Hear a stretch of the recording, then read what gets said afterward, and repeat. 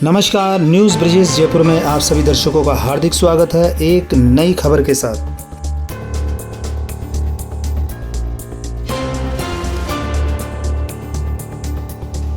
ये खबर है राजस्थान प्रगतिशील संस्थान जिला झुंझुनू के अध्यक्ष, पदाधिकारी और समाज बंधुओं की विधायक बाबूलाल नागर के निवास पर हुई शिष्टाचार मुलाकात की। 5 अगस्त 2023 को सुबह 8:30 बजे राजस्थान प्रगतिशील संस्थान से जुड़े बुद्धिजीवी, खटीक समाज बंधु, विधायक, पूर्व मंत्री एवं वर्तमान मुख्यमंत्री सलाहकार श्रीमान बाबूलाल नागर से इनके निवास अमृतनगर जयपुर में शिष्टाचार मुलाकात की। सरकार द्वारा संस्थान को छात्रावास जमीन आवंटन किए जाने की खुशी में विधायक बाबूलाल नागर को गुलदस्ता देकर और मिठाई खिलाकर धन्यवाद देते हुए आभार प्रकट किया। श्री खटीक समाज कल्याण बोर्ड संघर्ष समिति राजस्थान जोधपुर के आह्वान अनुसार संस्थान के प्रदेश अध्यक्ष राजेंद्र प्रसाद चेतीवाल के नेतृत्व में झुंझुनू जिले के गणमान्य बुद्धिजीवियों ने संत श्री दुर्बलनाथ कल्याण बोर्ड के गठन हेतु मुख्यमंत्री महोदय से समय लेकर कल्याण बोर्ड बनाने का भी अनुरोध विधायक बाबूलाल नागर से किया। खटीक कल्याण बोर्ड का नाम संत श्री दुर्बलनाथ खटीक कल्याण बोर्ड रखा जाए, ये भी संस्थान द्वारा निवेदन किया गया। बाबूलाल नागर ने खटीक कल्याण बोर्ड के बारे में कहा कि जोधपुर खटीक समाज बंधुओं के साथ समस्त खटीक समाज की समितियों के समाज बंधु सामूहिक एकता के साथ एक साथ मिलकर मुख्यमंत्री से बात करेंगे तो शीघ्र ही खटीक कल्याण बोर्ड बन जाएगा। शिष्टाचार मुलाकात में मंगेजा राम खन्ना, राजेंद्र प्रसाद चेतीवाल, संत कुमार रावत, गोपी कृष्ण चावला, रोशनलाल तंवर, रामधन तंवर, बाबूलाल बुंदेला, बजरंगलाल, रामतार रावत, शीशराम चावला और जेपी चावला की गरिमा में पूर्ण उपस्थिति रही। कार्यक्रम के न्यूज कवरेज के लिए संस्थान के अध्यक्ष राजेंद्र प्रसाद चेतीवाल के द्वारा मुझे मिले निमंत्रण के लिए इनको बहुत बहुत धन्यवाद और साधुवाद। खटीक समाज प्रेम एकता के साथ हिल मिलकर रहते हुए हर क्षेत्र में आगे से आगे उन्नति करता रहे, इसी शुभ संदेश के साथ न्यूज ब्रिजेश जयपुर से मैं पत्रकार ब्रिजेश कुमार नावरिया। प्रगतिशील संस्थान से झुंझुनू से ये समाज बंधु आए हैं आपको धन्यवाद देने के लिए कि जो छात्रावास की जमीन आवंटन हुई है इसके लिए। शेखावटी के हमारे खटीक समाज के लोगों की बहुत बड़ी खासियत रही है कि लोग सकारात्मक सोच के लोग हैं और जहाँ तक एजुकेशन और व्यवसाय दोनों ही जगह ये कामयाब लोग हैं। इनको सहयोग लेना आता है, हर व्यक्ति को सहयोग नहीं मिलता है। जो सहयोग लेने की काबिलियत रखता है उनको सहयोग मिलता है। मैं तो पूरे राजस्थान के खटीक समाज के लिए, दलितों के लिए, एससी के लिए, सामान्य अन्य गरीब लोगों के लिए मेरा तो जीवन इन लोगों के लिए समर्पित है। इसलिए लेकिन प्रसन्नता होती है, खुशी होती है कि जिस वर्ग में हम पैदा हुए वहाँ ऐसे सकारात्मक सोच के लोग हैं जो हमारी पीढ़ी के लिए, भावी पीढ़ी के लिए उनके भले का कल्पना बनाते हैं। मुझे प्रसन्नता है। मेरे सामने भी झुंझुनू में छात्रावास बनाने के संबंध में, नवलगढ़ में, झुंझुनू में, इन जगह शेखावटी में कई बार चर्चा है।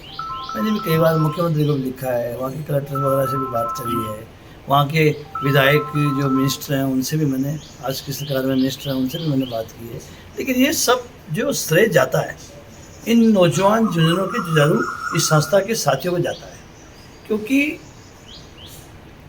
अगर कोई बैंड बजता है, बाजा बजता है, तो जिसको नहीं भी नाचना आता है वो भी डांस करने लग जाता है।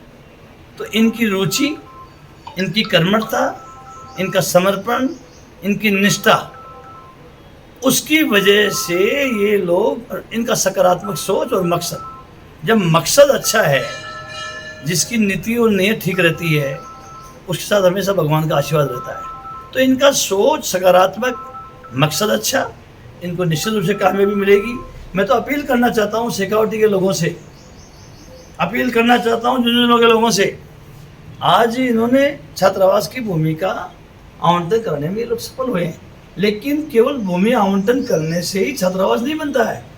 छात्रावास बनता है उसमें कमरे बनाने से, उसमें बिल्डिंग बनाने से, उसमें हमारे बेटे बेटियों को वहाँ रखकर उनका अध्ययन के लिए वातावरण तैयार करके उनको आगे पढ़ाएं, प्रतियोगिता परीक्षाओं की तैयारी कराएं, तब जाके हमारा छात्रावास बनता है। इसलिए आज इस जयपुर में भी शेखावटी के लोग, जो चाहे किसी कौम के हो, खड़ी समाज के नहीं, किसी भी कौम के हो, जयपुर में भी इनका राज, ये जयपुर में भी राज करते हैं, चारों तरफ छाए हुए हैं।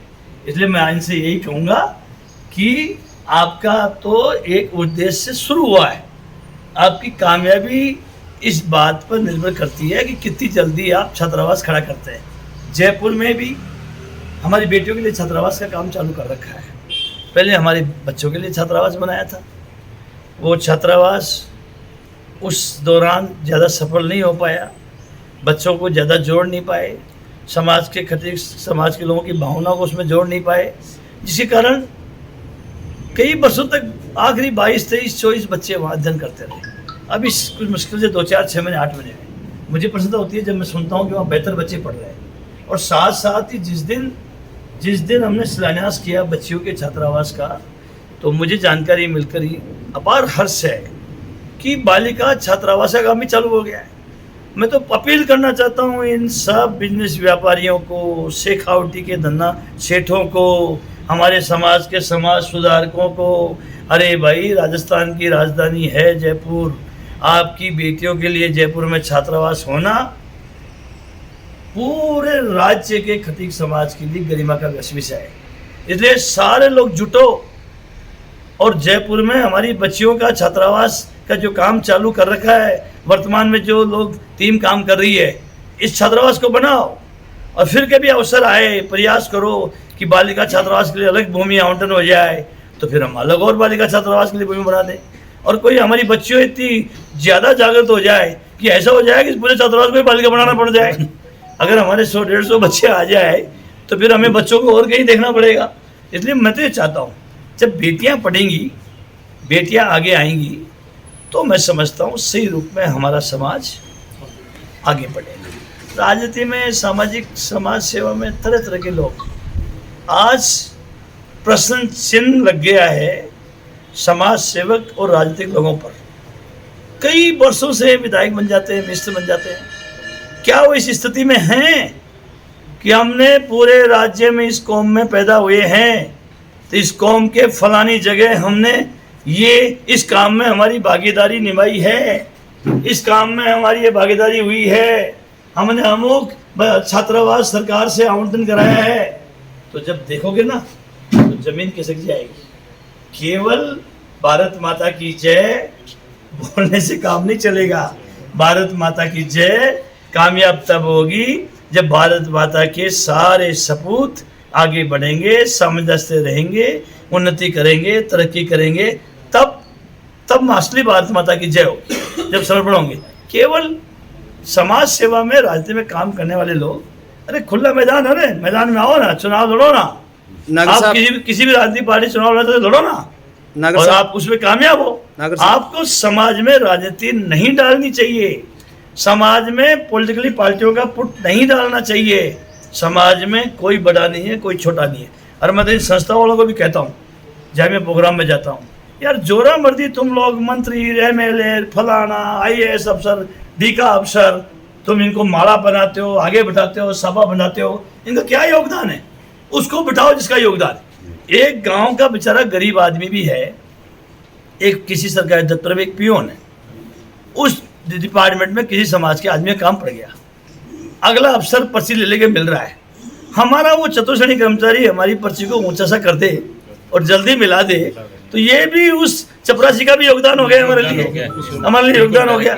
इसलिए मैं कहा करता हूँ कि उन लोगों को आगे बिठाओ, उन लोगों को माला पहनाओ जो समाज में जागृति पैदा करने के साथ साथ सामाजिक, हमारे समाज में समझता पैदा करें, सामूहिक विवाह का कार्यक्रम हाथ में लें, छात्रावास का बच्चों का कार्यक्रम हाथ में लें, समाज में अन्य बुराइयां उनको दूर करने का काम हाथ में लें, और हमारे बच्चों को आगे बढ़ने का अवसर में इस बात का प्रयास करें। उनको बनाओ तरी। जो आदमी अंगले नहीं लाए, जो 30-30, 40-40 साल के अपने राजनीतिक जीवन में एक उदाहरण नहीं दे सकते, जो राजकाज में रहे, मंत्री संतरी रहे, और एक उदाहरण नहीं दे सकते हमने समाज के लिए काम किया, ऐसे लोगों को बुलाते हो, बिठाते हो, तो उन लोगों की तोहिन है जो समाज में निस्भाव से बिना किसी लालच के जो लोग त्याग करते हैं, तपस्या करते हैं। इसलिए मेरा सोच अलग है। अफसर बनने से, मंत्री बनने से, एमएलए बनने से, बड़ा सेठ बनने से उसकी कदर समाज में नहीं होनी चाहिए। समाज में कदर तब होनी चाहिए कि उसका क्या योगदान रहा है, समाज के लिए क्या योगदान है।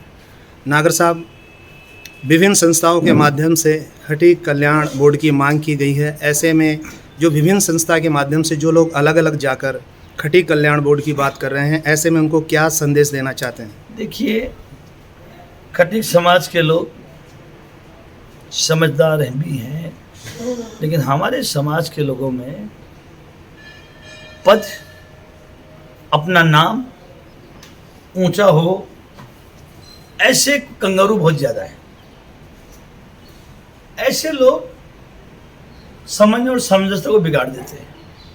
अगर हमारे समाज के सब बुद्धिजीवी लोग एक राय से सोचेंगे, एक भावना से बात करेंगे, तो राजस्थान के मुख्यमंत्री के दिलों में तो खटीक जाति राज करती है। आपको समझना चाहिए, राजस्थान के मुख्यमंत्री अशोक गहलोत जी की जन्मस्थली, उनका मोहल्ला, ऐसी जगह पैदा हुए हैं, ऐसी जगह पले हैं, बड़े हुए हैं, जिसके चारों तरफ खटीक समाज वास करता है। खटीक समाज के गोदी में खेले प्रदेश के मुख्यमंत्री जी। और एक बात वो जानते हैं, खटीक समाज की कतनी और करनी मंत्र नहीं है। खटीक समाज के लोग धोखा नहीं देते हैं। ये उनका ही तो एक सोच है कि आज राजस्थान में राज्य सरकार, देश में आज़ाद होने के बाद 52 से सरकारें चल रही है, सब समाजों के छात्रावास बन गए, और राजधानी में खटीक समाज का छात्रावास नहीं था। ये क्यों था? 100 करोड़ का तो सोच था कि मैं गया, उनके संबोधन तत्काल आगे बढ़कर कहा, इस काम को हाथ में ले।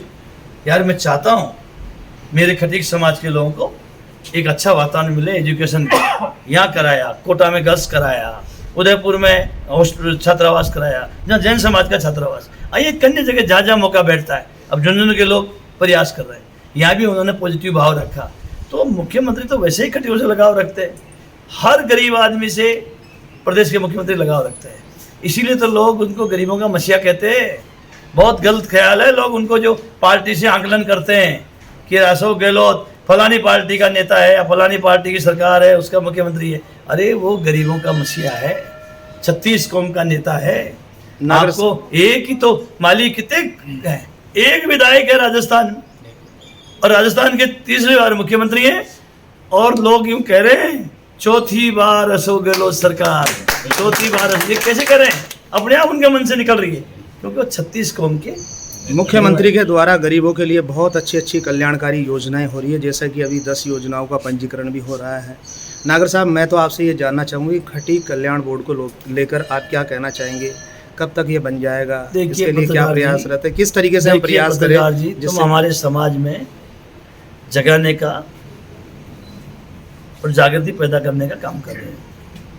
मैं आपसे पहले ही कह चुका हूँ, समाज के समझदार लोग राय बनाएंगे, एकजुट होंगे, इनकी भावना से मुख्यमंत्री जी को अवगत करवाएंगे। मैं भी इनके साथ जाऊँगा, लेकिन पहले जरूरी है कि सारे लोग मिल बैठकर एक राय तो बनाएं, एक राय तो बनाएं। एक राय बनाएंगे तो मेरा ये दावा है, खटीक समाज के लिए अशोक गहलोत के दरवाजे 24 घंटा खुला है, 24 घंटा खुला है। उनका दिल से लगाव है, लगाव, दिल से प्यार करते हैं खटीक समाज के लोगों से। मैंने देखा है यार, मेरा जैसा आदमी एक गरीब झोपड़ी में पैदा हुआ था, पहली बार मेरी राजनीति में मेरे कोई वार्ड पंच नहीं बना था। जब मैं जिला परिषद का मेंबर बना, कांग्रेस सेवा दल का राजस्थान का अध्यक्ष रहा था 4 साल तक, इस अशोक गहलोत नहीं बनाया था। मैं वार्ड पंच नहीं बना मेरे खानदान में। पैंट मुझे पहली बार जब पहनने का मौका मिला, जब मैं बोर्ड के एग्जाम देने गया था। मेरे जैसे आदमी को 4 बार एमएलए बना दिया, मिनिस्टर बना दिया, ये उनका खटीकों की सोचित है। तो मेरे बाबूलाल राम को मदद थोड़ी करी उन्होंने। उनके जो दिल में खटीकों के प्रति ये है कि खटीक सच्चे होते हैं, निष्ठावान होते हैं, ये कतनी करने में इनके अंतर नहीं होते, ये वफादार लोग हैं। तो ये आपको अपने आप जाहिर हो जाना चाहिए। एक ज़माना था जब हम एमएलए बने थे, हम कांग्रेस पार्टी से 5 लोग खटीक समाज को टिकट दिए, हम 4 लोग खटीक एमएलए बने थे, 4 लोग बने थे। फिर एक ऐसा दौर आया था कि पूरे राज्य में खटीक केवल एकमात्र मैं ही एमएलए बना था, किसी पार्टी से खटीक एमएलए बना ही नहीं। भारतीय जनता पार्टी ने पूरे राज्य में एक खटीक को टिकट नहीं दिया, पूरे राज्य में एक खटीक को टिकट नहीं दिया भारतीय जनता पार्टी ने पूरे राजस्थान में, और मैं अकेला एमएलए था पूरे राजस्थान 200 में से। तो ये कॉन्सेप्ट है, आज भी खटीकों को ज़्यादा से ज़्यादा आगे बढ़ाते हैं। केवल भाषण देने से काम नहीं चलेगा, लफा से मारने से काम नहीं चलेगा। आपको भावना में डलकर आपको समाज की भावना की मजबूती के लिए काम करना पड़ेगा, और शेखावटी के लोग इस काम को अच्छी तरह कर सकते हैं। खटीक समाज के विकास के लिए मुख्यमंत्री अशोक गहलोत जी को धन्यवाद, और खटीक समाज के विकास के लिए आपको भी बहुत बहुत धन्यवाद।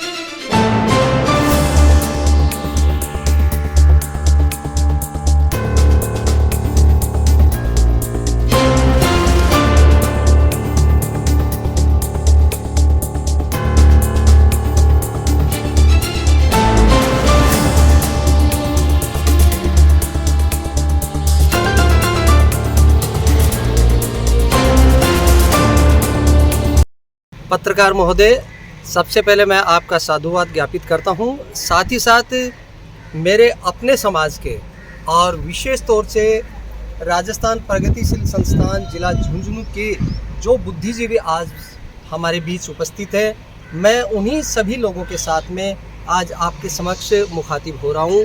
मैं आए हुए सभी मेरे बुद्धिजीवियों का आज साधुवाद ज्ञापित करता हूं, आभार प्रकट करता हूं, और साथ ही साथ मैं बताना चाहता हूं कि आज हम सभी लोग आदरणीय बाबूलाल जी नागर साहब को आभार प्रकट किया है हमारे छात्रावास ज़मीन आवंटन के लिए। साथ ही साथ हमारा एक विशेष उद्देश्य था जो आज पूरे राजस्थान भर में आदरणीय अशोक जी गहलोत जी द्वारा सभी समाजों के कल्याण बोर्ड गठित किए जा रहे हैं। उसी क्रम में हम जोधपुर समाज द्वारा, जोधपुर के प्रतिनिधि मंडल द्वारा तथा जिले के अन्य प्रतिनिधि मंडल द्वारा 13 मार्च को जब हम सब लोगों ने मिलकर के आदरणीय मुख्यमंत्री जी से उनके निवास पर भेंट की थी, तो हम लोगों की पूरे समाज की ये इच्छा थी कि श्री संत दुर्बलनाथ खटीक कल्याण बोर्ड का गठन हो।